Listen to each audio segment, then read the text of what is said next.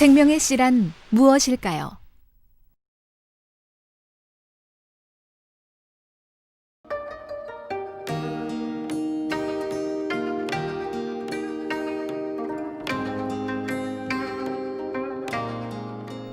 여호와 하나님이 흙으로 사람을 지으시고 생기를 그 코에 불어넣으시니 사람이 생명이 된지라.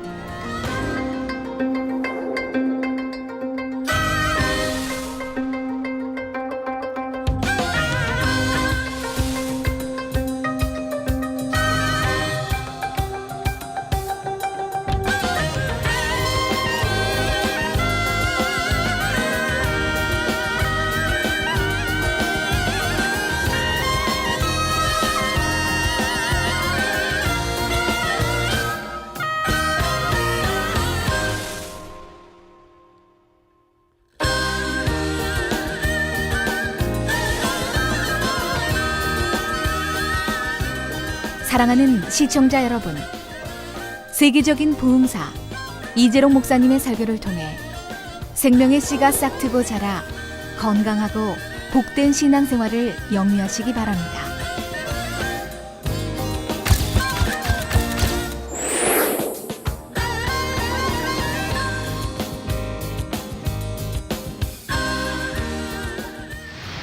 은혜 받으실 하나님 말씀 보시겠습니다.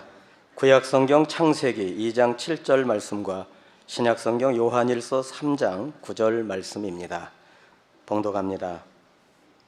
창세기 2장 7절 봉독합니다. 여호와 하나님이 흙으로 사람을 지으시고 생기를 그 코에 불어넣으시니 사람이 생명이 된지라. 아멘. 요한일서 3장 9절 봉독합니다. 하나님께로서 난 자마다 죄를 짓지 아니하나니 이는 하나님의 씨가 그의 속에 거함이요 저도 범죄치 못하는 것은 하나님께로서 났음이라. 아멘. GCN 시청자 여러분, 만민TV 시청자 여러분, 이 시간은 하나님께서 사람에게 심어주신 생명의 씨에 대해 말씀드리겠습니다. 이 내용은 원래 사람을 창조하신 부분에서 설명이 나가면 됩니다. 그런데 성도님들이 실생활에 적용하시면 참으로 유익한 점이 많게 순서를 당겨서 먼저 말씀드리는 것입니다. 여러분 너무너무 축복받고자 원하시는데 말씀 잘 들으시면 축복받는 것도 어렵지 않은 거 알 수 있을 것이고 치료받는 것도 어렵지 않은 거 알 수 있을 것입니다. 내가 불구의 몸이라 해도 정령의 말씀을 듣고 하나님 원하시는 차원으로 들어가면 치료해 주시는 것입니다. 모든 성도님들이 이 시간 말씀을 통해 항상 건강하고 활력이 넘치며 범사에 복된 삶을 살게 되시기를 주님의 이름으로 축원합니다. 창세기 2장 7절에 보면 여호와 하나님이 흙으로 사람을 지으시고 생기를 그 코에 불어 넣으시니 사람이 생명이 된지라 말씀했습니다. 참 신비하죠. 여러분 생각할 때 보면 하나님 흙으로 사람을 지으시고 생기를 그 코에 불어넣으시니 사람이 생명이 되었다. 이 말씀은 아버지 하나님께서 첫사람 아담을 지으신 장면을 설명한 것입니다. 그 과정을 간단히 말씀드리겠습니다. 하나님께서 흙으로 사람의 각 부분을 빚으시는 대로 흙덩이에서 인체로 바뀌었습니다. 이렇게 될 수 있었던 것은 흙을 빚으시는 하나님의 손에서 근본의 빛이 계속 나갔기 때문입니다. 그래서 흙으로 머리를 빚으시면 머리 부분은 흙이 아니요 온전한 사람의 머리가 됐지요. 또 몸통을 빚으시면 빚으시는 대로 온전한 사람의 몸통이 되었습니다. 다른 신체 부위들도 마찬가지죠. 따라서 하나님께서 생기를 불어넣기 전에 아담은 이미 온전한 사람의 형체를 갖췄지요. 단 생명이 없을 뿐이었습니다. 이해하기 쉽게 비유를 들면 영혼이 빠져나가고 몸만 남은 상태였습니다. 여러분 사람이 죽으면 저 영혼이 빠져나가면 몸 시체라고 하죠. 몸은 그대로 있지 않습니까? 빠져나간 순간은 이제 시간이 더 지나면 이제 속이 부패하고 썩어서 이렇게 변질이 되지만, 이러한 아담의 코에 하나님께서 생기를 불어 넣으시자 생명이 되었던 것입니다. 심장이 뛰기 시작하고 피가 돌았으며 몸의 모든 세포들이 살아서 작동했지요. 뇌도 활동을 시작하여 보고 들을 수 있으며 손과 발을 움직일 수도 있었습니다. 그렇다면 하나님께서 아담의 코에 불어 넣으신 생기란 과연 무엇일까요? 에스겔 37장에도 이 생기작용이 나옵니다. 이는 비록 환상으로 본 것이지만 영적인 원리는 동일하지요. 하나님께서는 마른 뼈들에게 힘줄을 두고 살을 입히고 가죽으로 덮으셨습니다. 그리고 생기가 그들에게 들어가게 하자 그들이 살아 일어났지요. 7년 환난 중에 순교당한 두 증인이 살아날 때도 생기가 들어가서 역사합니다. 계시록 11장 11절에 죽은 지 3일 반 후에 하나님께로부터 생기가 저희 속에 들어가매 저희가 발로 일어서니 구경하는 자들이 크게 두려워하더라 했지요. 이처럼 생기는 생명의 역사를 일으키는 근본임을 알 수가 있습니다. 그러면 과연 이 생기란 무엇일까요?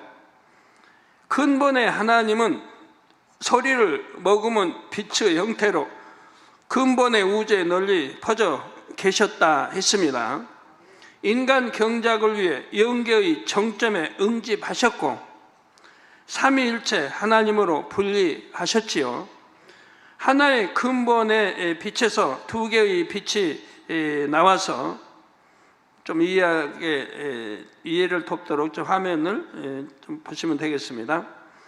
두 개의 빛이 나와서 총 세 개의 빛이 되었고 각각 형상을 입었습니다. 바로 삼위일체 하나님이 되신 것입니다. 삼위일체 하나님께서 형상을 입으셨다 해도 그 근본은 소리를 머금은 근본의 빛이지요. 그런데 근본의 빛에는 무한한 능력과 지혜가 담겨 있습니다. 이처럼 근본의 빛에 담긴 하나님의 능력이 바로 생기로 역사하는 것입니다. 성도 여러분, 하나님께서는 한 사람의 모든 유전 정보를 세포 핵의 DNA에 담아 두셨다 했습니다. 하나님께서 한 사람의 모든 유전 정보를 세포 핵의 DNA에 담아 두셨다 이 말입니다. 네, 화면 또 나옵니다. 그리고 세포 핵의 DNA를 자동화된 생산 라인에 비유했지요.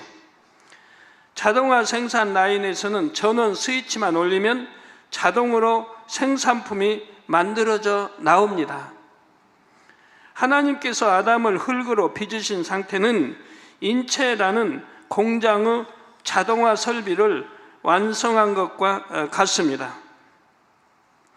그리고 생기를 불어 넣으셨다는 의미는 전원 스위치를 올린 것과 같지요.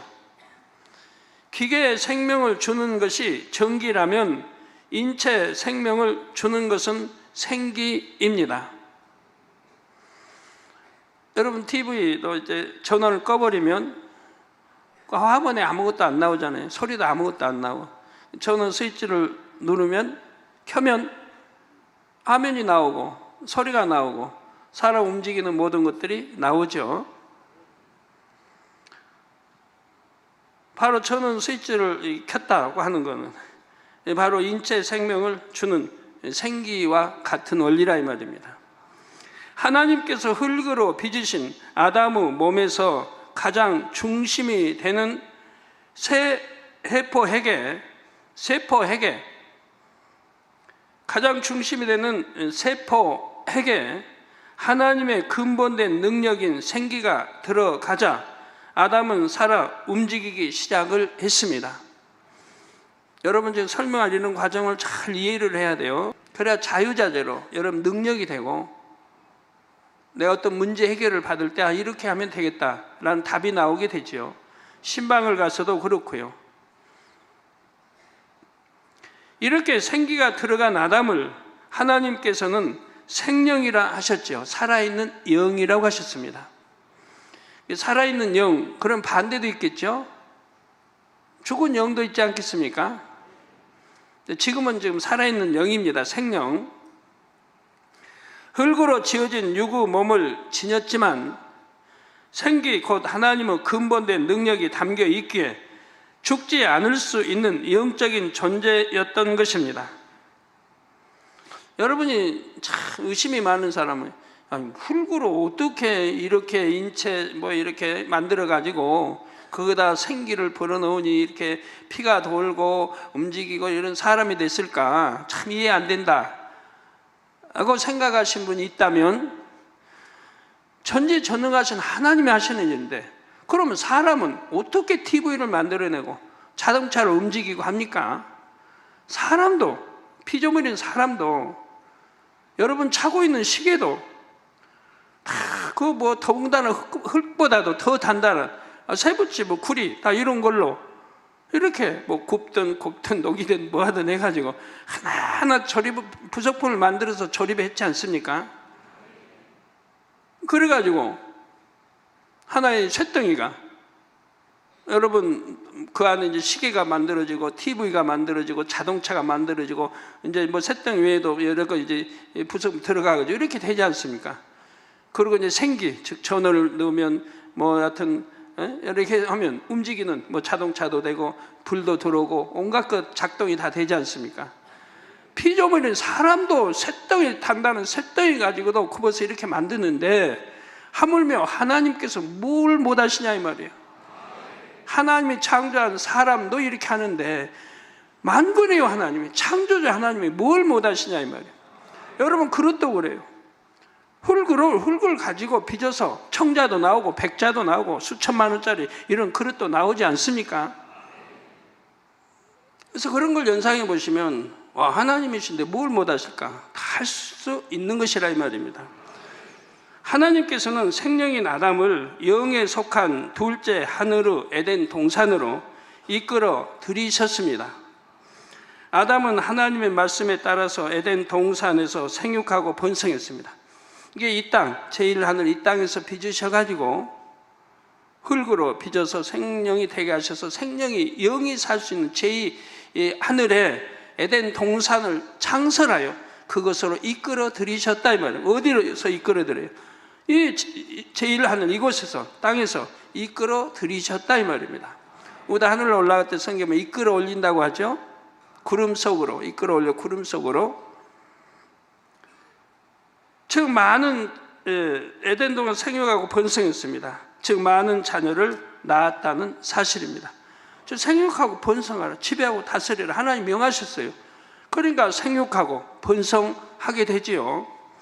하나님께서 아담에게 불어넣으신 생기는 에덴 동산에서 낳은 아담의 후손들에게도 자동적으로 전달이 되었습니다.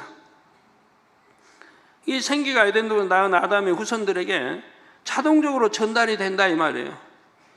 아담이 또 하와가 자식들 낳으면 전달이 되고 또 낳으면 전달이 되고 계속 전달이 되고 하나님이 그때그때마다 생명을 불어넣고 이렇게 하는 게 아니고 자동 전달이 되게 하셨다 이 말이에요. 자동차를 만들 때도 생산 라인 다 해서 만들어 놓고 스위치 올리면 자동으로 다 만들어 나와요. 그지 그냥 또 자동차 만들어 놓고 자동차 한 대 만들면 또 만들고 그런 게 아니지 않습니까? 우리 사람도 하나님이 생명시 남자에게 정자 여자에게 난자 주신 것이 결합돼 생명이 나오고 거기에 또 이어서 정자 난자 결합해서 생명이 나오고 이어져 쭉 내려오는 거 아닙니까? 그와 같은 원리라 이 말입니다. 그래서 에덴 동산에 있는 아담의 후손들도 모두 생명의 존재이지요. 에덴 동산은 모두 생명의 존재라 이 말이에요. 살아있는 영의 존재라 이 말입니다. 에덴 동산에 있는 아담의 후손들은 이처럼 생명의 존재이기에 잉태되고 성장하는 모든 과정에서 생기의 영향을 받습니다. 신체 각 부분이 발달하고 성장할 때도 몸의 각 부위를 생성하는 세포 핵이 생기로 인해 가장 좋은 결과물만 만든 것입니다. 세포 분열이 잘못되거나 유전자에 이상이 생기는 일도 없지요. 그래서 에덴 동산에서는 기형아나 선천적으로 연약한 아기는 태어나지 않고 소위 우량아만 태어납니다. 또한 태어난 아이들이 성장할 때도 생기의 영향을 받기 때문에 모두들 키도 잘 자라고 건강하지요. 그래서 에덴 동산의 사람들은 모두 키도 크고 얼굴도 예쁘고 멋있게 잘 생겼습니다. 남자는 건장한 체구를 가지고 있는데 키는 모두 최소 175cm 이상이 됩니다. 여자의 키는 남자보다 조금 작습니다.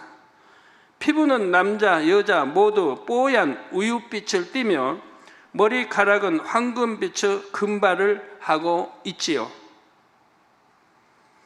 남자의 머리카락 길이는 목선 끝 부분에 닿을 정도까지 자라며 여자는 그 2배까지 자랍니다. 머리카락도 이 정도까지 자라면 더 이상 자라지 않고 그 상태를 유지하지요. 남자들은 수염이 나지 않습니다. 피부나 머리카락에서는 윤기가 나며 머리 끝부터 발끝까지 하나 흠 잡을 데 없이 완벽한 모습을 하고 있습니다. 피부에서도 윤기가 나고 머리카락에서도 윤기가 나고 머리 끝부터 발끝까지 하나 흠 잡을 데 없이 완벽한 모습을 하고 있다 이 말입니다.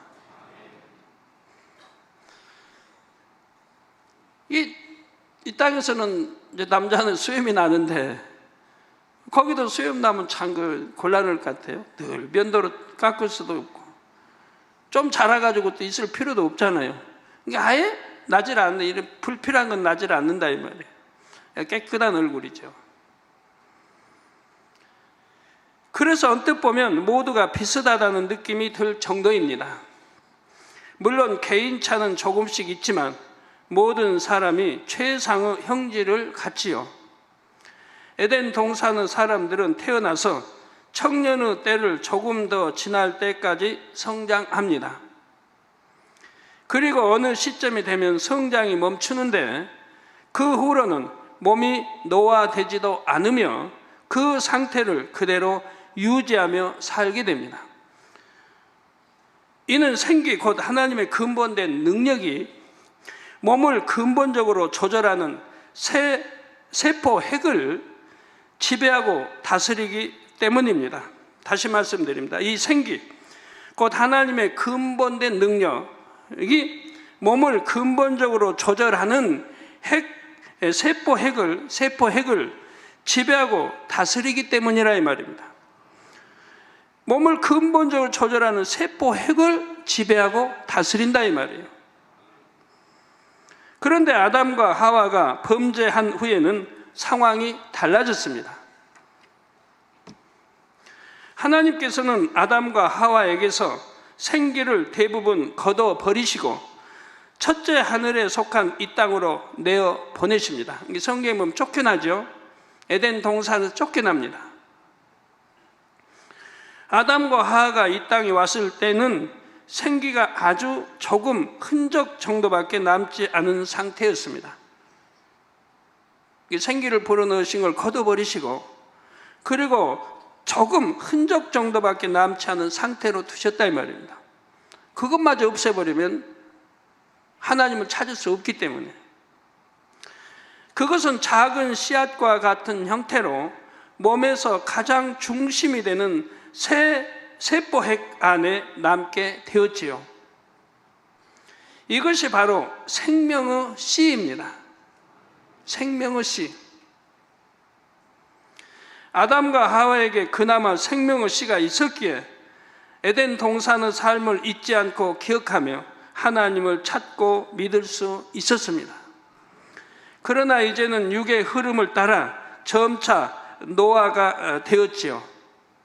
이 땅에 내려와서 930년 동안 살다가 육은 죽음을 맞이하게 됩니다. 에덴 동산에 살았더라면 생기로 충만하여 늙지도 않았을 것이고 죽지도 않았을 것이고 영원히 사는 몸이었지요. 그러나 생기의 대부분이 거두어지고 육의 공간에서 육의 흐름을 따라 살게 되니 점차 노화되다가 결국은 죽게 된 것입니다. 그래도 이 땅에서 930세를 살았다는 것은 오늘날과 비교하면 굉장히 오래 산 것이지요. 노아 홍수 전까지는 대체로 인간의 수명이 매우 길었습니다.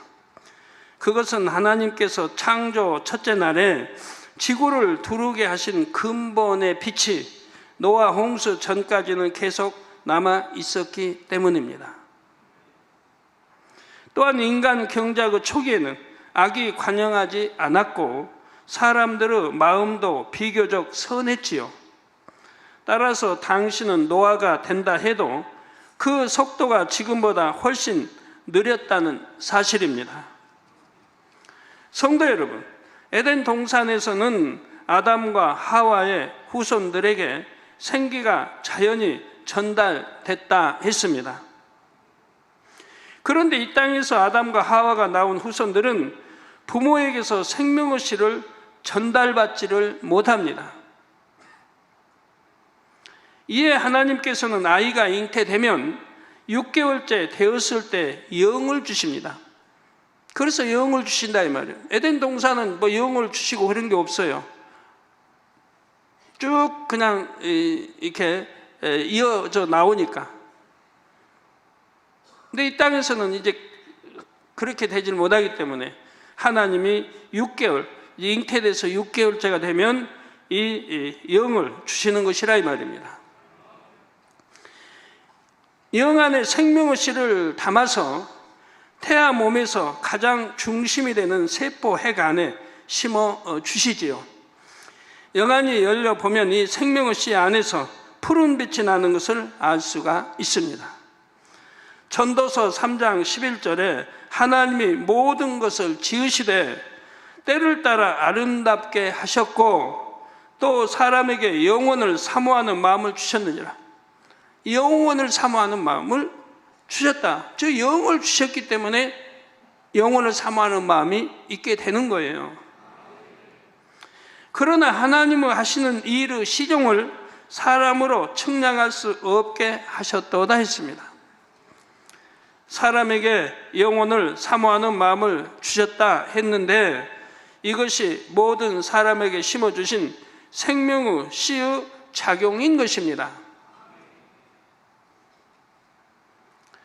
사람들은 생명의 씨가 담긴 영을 받았기에 짐승과 달리 내세가 있음을 어렴풋하게 느낍니다. 절대적인 존재인 신을 찾으며 하늘을 동경하기도 합니다. 그러나 하나님을 만나지 못하면 생명의 씨는 그냥 씨에 불과하기에 어떤 생명의 역사를 이루지 못합니다.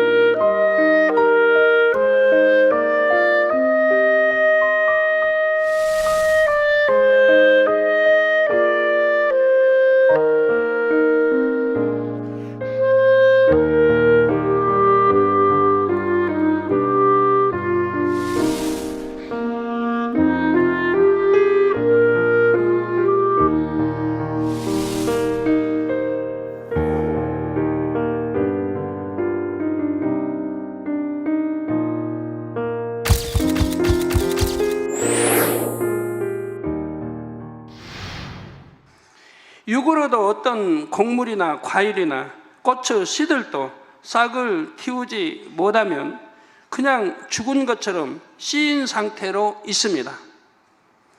수년, 수십 년이 되어도 환경이 되지 않으면 그냥 죽은 것처럼 씨로 있지요.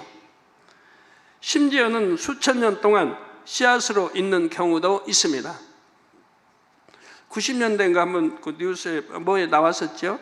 이스라엘의 무슨 씨가 2000년이 지났는데 그 씨가 심어서 싹을 틔웠다는 그런 뉴스가 한 90년대인가 한번 나온 적이 있었죠? 기억들 하세요? 어떤 씨는 2000년이 돼도 이게 죽지 않고 생명씨가 있다가 오늘 심었더니 싹을 틔우고 나왔다 이 말이에요. 자, 그러다가 환경이 적절하게 갖춰지면 씨앗은 싹을 틔우고 자랍니다. 그런데 모든 씨가 싹을 틔우는 것은 아니지요. 씨도 종류에 따라서 수명이 다르고 그 기간이 지나면 죽는 것입니다. 또한 아직 씨의 수명이 다하지 않았다 해도 외부적인 요인에 의해 생명력이 사라지는 경우도 있습니다. 이런 씨들은 아무리 좋은 환경을 만들어 주어도 싹이 트지 않는 것을 볼 수가 있지요. 시골에서 농사를 짓는 분들은 아실 것입니다. 벽씨를 많이 물에 담가 두어도 전부가 싹을 내는 것은 아니지요. 보통 벼의 종자 수명은 2년 내지 3년이라고 합니다. 그러니 4년, 5년이 된 벽씨를 물에 담근다면 거의 싹이 트지 않을 것입니다. 벽씨가 싹을 틔우기 위해서는 적당한 수분과 온도, 산소가 있어야 합니다. 이처럼 하나님께서 사람에게 심어주신 생명의 씨가 싹을 틔우기 위해서도 적절한 영적인 환경이 필요합니다. 모든 사람이 생명의 씨를 가지고 태어나지만 싹을 틔우지 못하고 죽음을 맞는 사람도 있고 어느 땐가 싹을 틔우는 사람도 있지요. 또한 싹이 트긴 했지만 조금 자라다 멈춘 사람, 계속 자라서 온전한 분량까지 이룬 사람 등 여러분 안에도 이 각양각색입니다.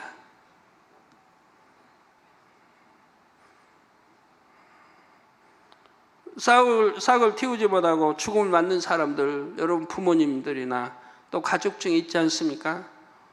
예수를 찾지도 않고 영접치도 않고 성령 받지 않고 돌아가시는 분들이, 그런 분들이 싹을 틔우지를 못했다 이 말이에요.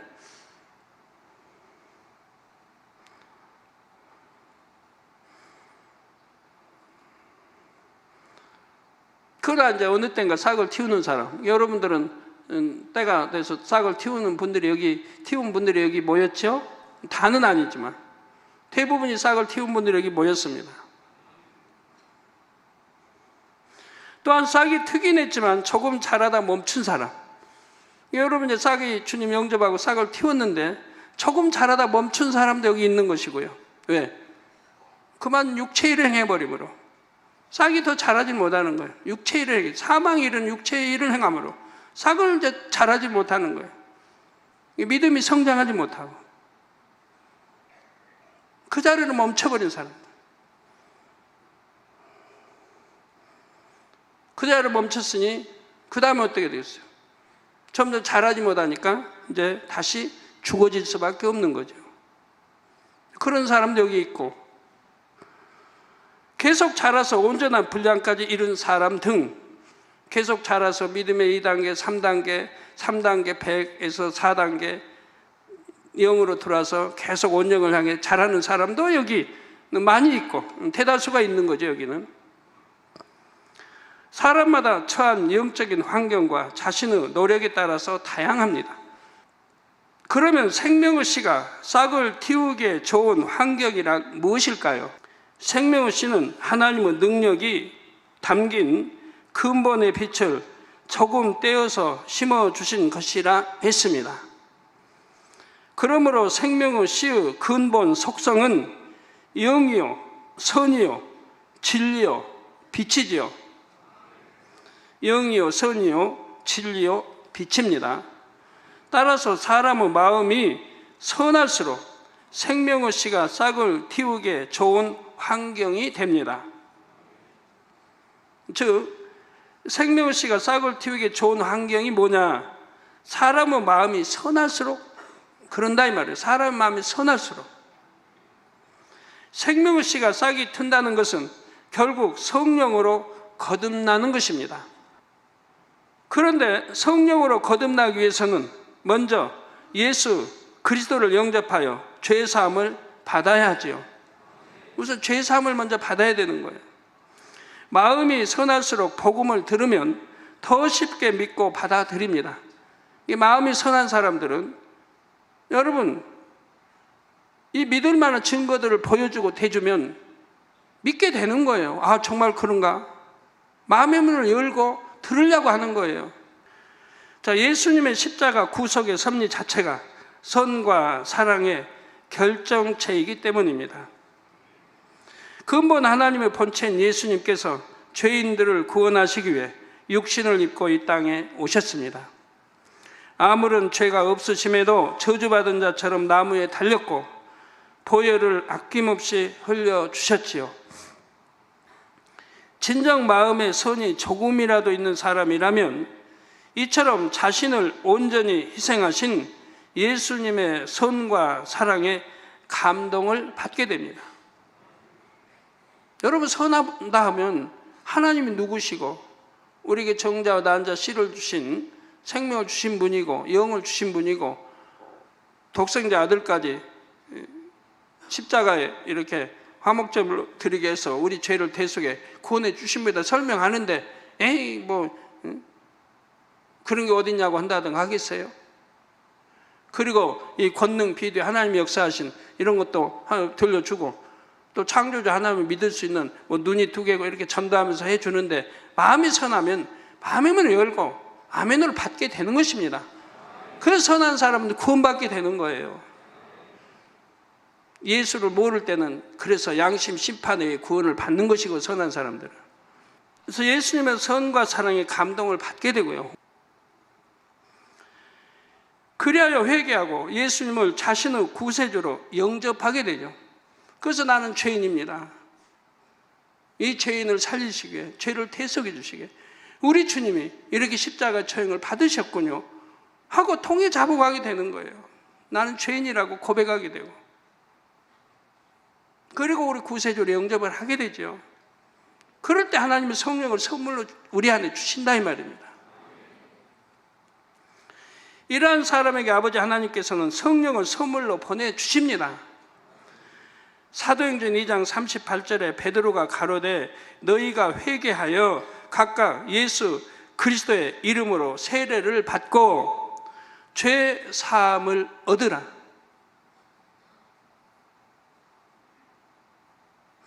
회개하여 각각 예수 그리스도의 이름으로 세례를 받고 죄 사함을 얻으라. 항상 회개가 먼저인 거예요.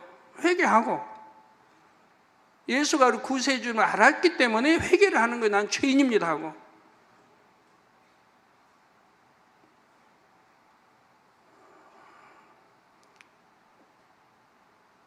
그리고 주님이 우리 구세주입니다 하고 마음으로 영접할 때 성령을 주신다 이 말이에요. 그래서 죄 사함을 받게 되는 거죠. 이제 하나님이 하늘나라 생명책에 내 이름이 기록되는 겁니다. 몇 년, 몇 월, 며칠 어디에서 예수를 영접한 하나님의 아들이다, 딸이다라고 생명책에 기록이 되는 거예요. 성령을 선물로 주시고 기록을 하는 거예요. 그래서 그때부터는 하나님의 아버지가 되는 거고 하나님의 아들이요 딸이 되는 거라 이 말입니다.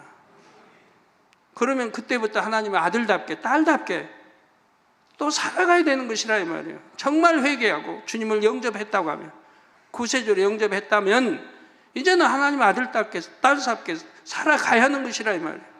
내 멋대로 하나님이 싫어하시는 원수마귀 주관하에 있는 세상을 짝하고 사랑하며 살아가는 게 아니라 이 말이에요. 그래서 세례를 받고 제사함을 얻으라. 그리하면 성령을 선물로 받으리니. 어떻게 성령을 선물로 받는지 기록이 되어 있지요. 이렇게 임한 성령께서 바로 생명의 씨의 싹을 틔워주십니다. 이 성령을 왜 하나님 보내주신 거예요? 이 보내주셔서 우리 생명의 씨에 싹을 틔워주신다면, 저 생명의 씨가 있기는 그대로 있다 이 말이에요.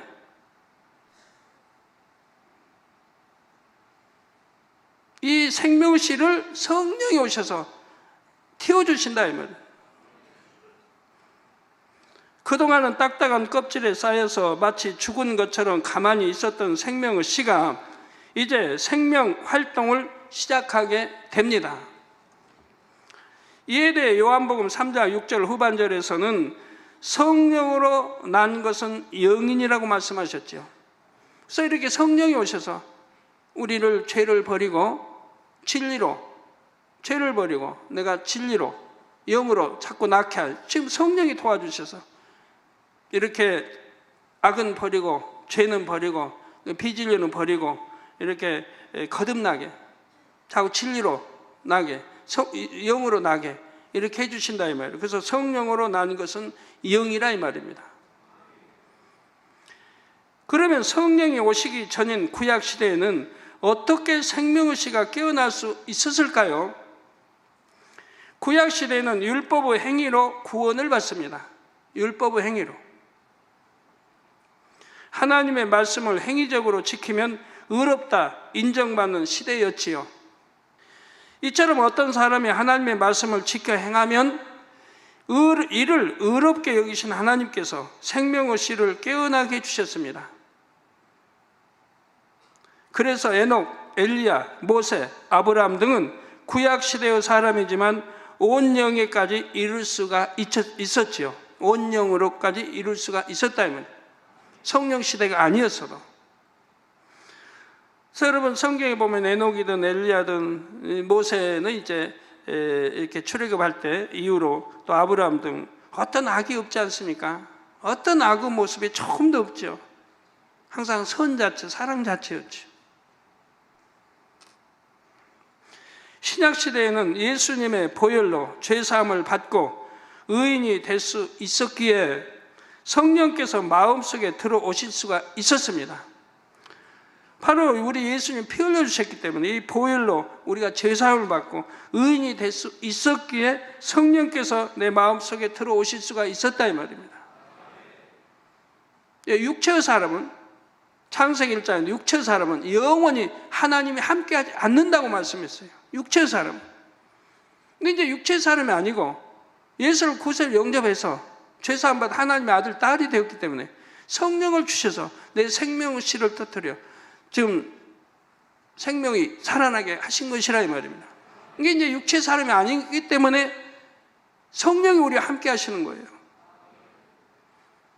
이렇게 함께 할 수 있도록 예수가 십자가에 못 박혀 우리 하나님과 우리 사이 죄를 대속하기 위한 화목제물이 되어 주신 것이고요.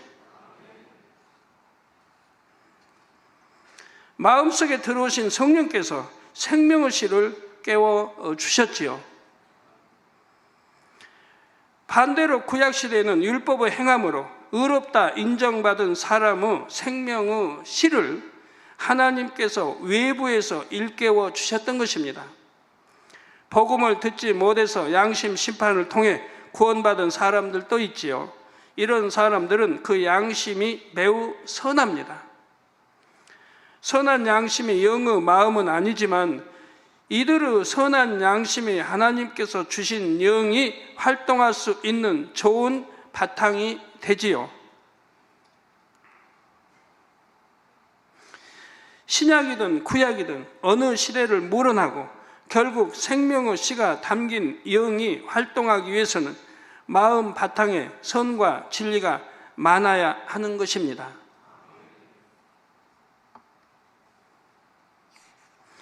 그런데 사람의 마음에는 여러 가지 요소가 복합적으로 담겨 있습니다. 선도 있고 악도 있으며 부모로부터 전해진 본질적인 분야 등 사람마다 마음의 구성 성분이 다르죠. 그런데 모든 사람에게는 자유의지가 있습니다. 자기 스스로 선한 것을 보고 듣고 입력시키면 선한 마음 바탕이 될 수가 있고, 악한 것을 보고 듣고 입력시키면 그만큼 마음 바탕이 악해지죠. 그러니까 하나님 말씀은 육신의 정욕, 안목의 정욕, 이성의 자랑을 버리라고 하는 거 아니에요. 이건 하나님께로 온 게 아니고 하나님께로 온 게 아니다 이 말입니다. 그러니까 안목의 정욕 버리라는 거, 보지 말라는 거예요. 악한 거, 안목, 정욕, 어떤 나쁜 거를 내가 입력시킬 수 있는 진리가 아닌 비진리 거는 보지 말라는 거예요. 그래서 악한 것을 보고 듣고 입력시키면 그만큼 마음 바탕이 악해지고요. 따라서 어느 누구도 나는 마음 바탕이 좋지 못해서 하나님을 만나지 못했습니다라고 변명할 수 없는 것입니다. 왜? 자기 스스로가 악하게 만들었으니까요. 성도 여러분, 생명의 씨가 틔워진 다음에는 반드시 자라가야 합니다. 틔워졌다. 그러면 이제 자라가야 한다 이 말이에요. 식물은 싹이 트면 물과 햇빛을 계속 공급해 줘야 자라지요. 이처럼 생명의 씨도 성령으로 싹튼 다음에는 영적인 물과 빛을 계속 공급받아야 자랍니다. 곧 하나님의 말씀을 영으로 양식 삼아야 그 사람의 영이 성장할 수가 있습니다. 우리 성령의 도우심으로 우리 영이 성장할 수가 있는 거예요. 하나님께서 생명의 씨를 영 안에 담아서 사람 몸의 중심되는 핵 속에 심어 주셨다 했지요. 그래서 생명의 씨가 깨어나서 생명 활동을 시작하면 생명의 씨를 감싸고 있는 영이 성장합니다. 그런데 식물의 씨가 싹을 틔웠다 해도 물을 주지 않으면 죽고 말지요. 이처럼 생명의 씨도 싹을 틔운 후에 영적인 물을 공급받지 못하면 성장하지 못할 뿐만 아니라 생명을 유지하기도 어렵습니다.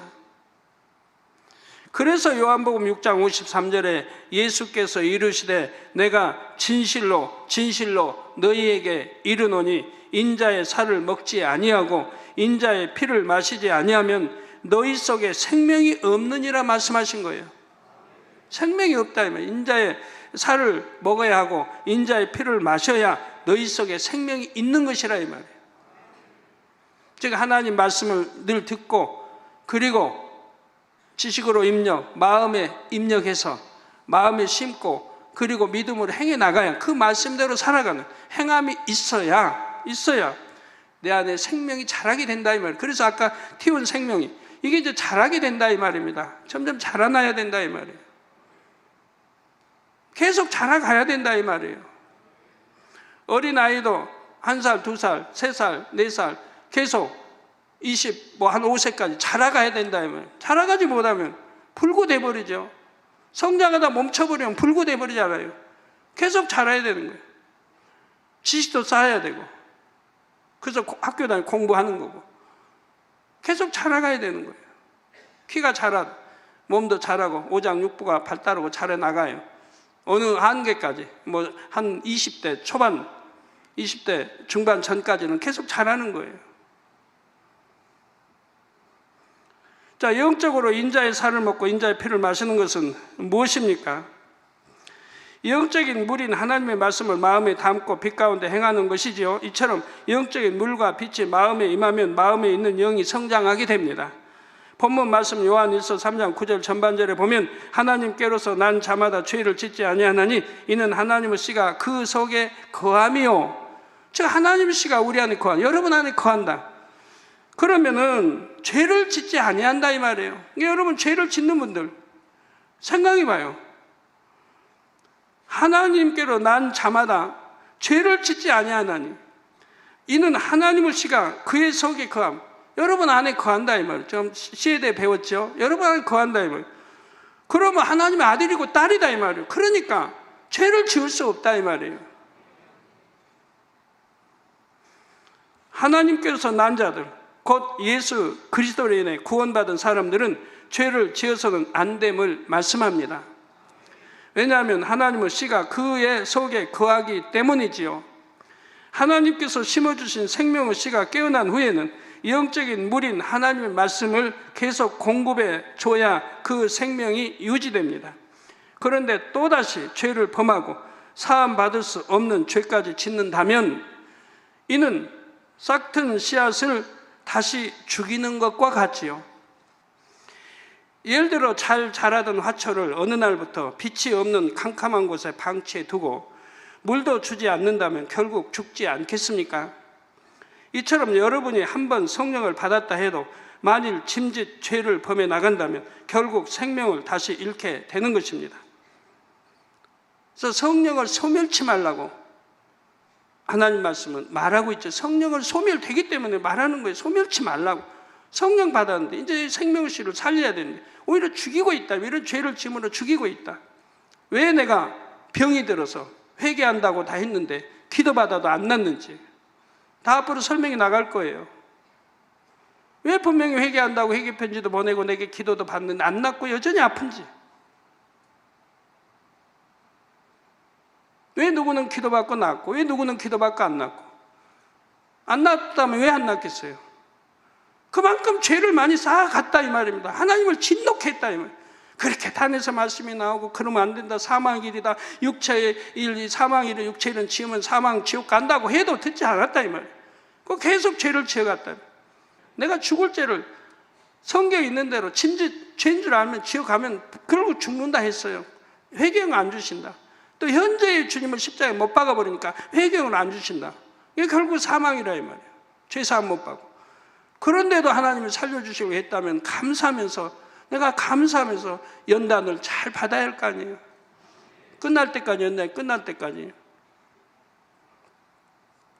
그래서 우리 예수님께서도 마태복음 7장 21절에서 나더러 주여 주여 하는 자마다 천국에 다 들어갈 것이 아니요 다만 하늘에 계신 내 아버지의 뜻대로 행하는 자라에 들어가리라 말씀하셨지요. 하나님 뜻대로 행해야 된다 이 말이에요. 행치 않으면 소용이 없다 이 말이에요. 천국에 못 들어간다 이 말이에요. 이걸 여러분 잘 들으셔야, 여러분 내가 병이 있다면 해결받을 수 있는 것이고, 내가 축복을 못 받는다면 무엇이 담이 돼서 축복 못 받는지 알아서 축복을 받을 수 있는 것이고, 하나님과 제어담을 허는, 그리고 이 생명씨를 튀어서 활활 태워서 여러분 속히 영으로 온전히 들어가는 그런 귀한 복된 시간이 되시기를 바라요. 예, 기도하겠습니다. 말씀 상고하시면서 통서로 다 같이 기도하시겠습니다. 할렐루야. 주님 은혜와 사랑에 감사드립니다. 올 때 들은 말씀이 믿음이 되고 생명이 되게 도와주시기를 원합니다. 성령의 감동감화 충만함으로 입혀 주옵소서. 아버지 하나님, 아버지 말씀 잘 들어서 우리 생명의씨가 뭔지, 생명의씨를 어떻게 자라게 할 수 있는지, 그래서 어떻게 영으로 들어가고 온영으로 들어가는지, 그래서 어떻게 하면 건강해지는지, 노화현상이 일어나지 않는지, 또 해춘할 수 있는지까지, 아버지 이런 것이 다 가능해진다면 물질의 축복도 마찬가지입니다. 모든 것들이 아니 될 것도 되며 될 건 더 잘 되는 축복을 받게 됩니다.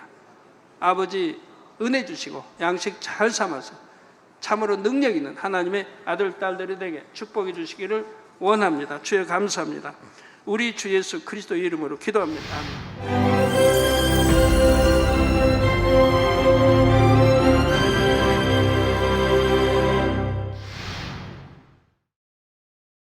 할렐루야. 전능하신 사랑의 아버지 하나님, 이 시간 기도받는 모든 성도님들 위해 안수하여 주옵소서. GCN과 만민TV, 인터넷과 화상을 통해 기도받는 지교회와 지성전, 그리고 전세계 하나님의 자녀들 위에도 시공간을 초월하여 역사하여 주시기를 원합니다. 믿어지는 믿음을 주시고 부정적인 생각과 의심의 세력을 물리쳐 주옵시며 모든 시험 환난도 물리쳐 주옵소서. 머리부터 발끝까지 오장육부 뼈 마디마디 온몸의 신경 조직 세포 등 아픈 곳마다 성령의 불로 태우시고 근본의 빛으로 역사하여 주옵소서. 예수 그리스도의 이름으로 명하노니 원수마귀 사단 모든 질병 균 연약함아 물러가라. 빛이여 임하라. 모든 불치 난치병도 성령의 불로 태워 깨끗하게 역사하여 주옵소서. 말라리아를 비롯한 모든 풍토병도 물리쳐 주옵소서. 신종 플루를 비롯한 모든 신종 질병과 변종은 물러가라. 깨끗함을 입을지어다. 감기, 기침, 열, 몸살, 독감 등 각종 유행성 질병도 다 물러가라. 어떠한 유행성 질병 균도 틈타지 않게 지켜 주옵소서.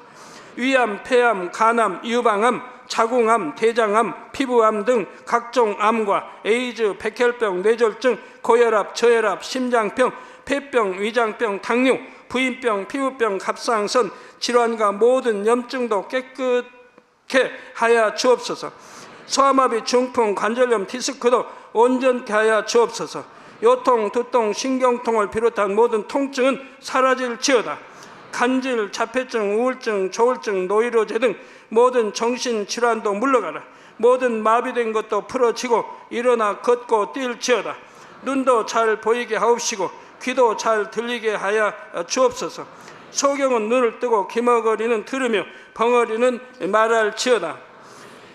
각종 사고, 후유증도 깨끗게 하시고 부러진 뼈도 붙여 주옵소서.